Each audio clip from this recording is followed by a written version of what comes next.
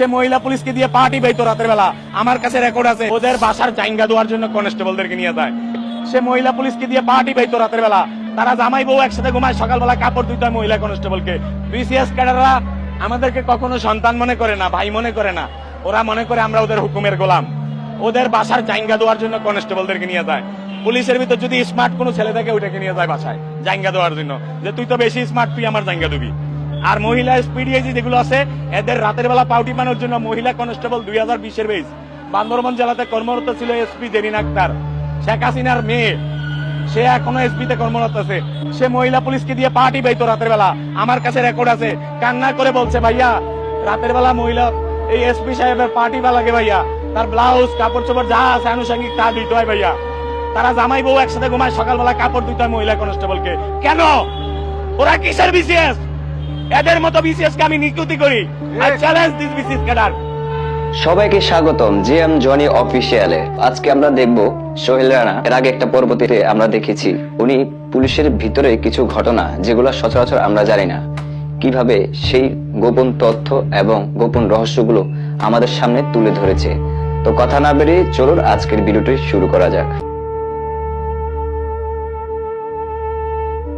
আমার পরিষ্কার কথা, বিসিএস ক্যাডারদের উপর জুবুরি ক্ষমতা দেওয়া যাবে না। তাদেরকে লাগাম টেনে ধরতে হবে। তারা বিসিএস হয়েছে বললে যে তারা রাষ্ট্রের কর্তা হয়ে গেছে এমন না, তাদেরও জবাবদিহিতা রাখতে হবে। জনগণ বলবো যে পুলিশের নিম্নপদস্থ সদস্যদের কোনো দোষ নাই।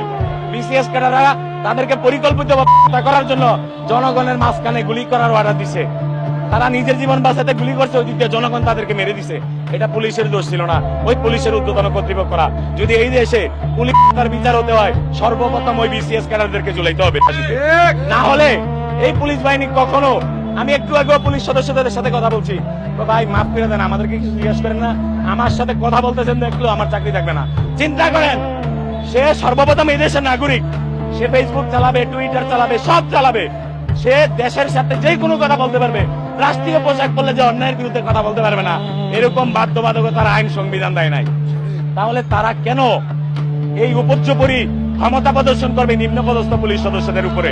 ওই বিসিএসরা হাসিনার গোলাম, যারা পুলিশ এক করে বসে বসে মানুষকে মারার প্ল্যান করে। কখন কাকে গুম করবে, যেমন আমাকে ধরার জন্য বহুত চেষ্টা করতেছে। যে কোনো টাইমে ওরা গুম করবে, আমি খবর পাইছি। ওরা যেমন গোয়েন্দা, আমার গোয়েন্দা কম নাই। পরিষ্কার ভাষায় বলতে চাই, আমি সোহেল রানার চাকরির দরকার নাই, কিন্তু আমার ভাইদেরকে চাকরিটাও তাই আনতে হবে, তাদেরকে চাকরি দিতে হবে। যদি এরা চাকরি করে, সমন্বয়কদেরকে করতে পারবে না। দেশের দেশপ্রেমিক জনগণ মরতে হবে না, কেউ গুম হবে না, অপহরণ হবে না।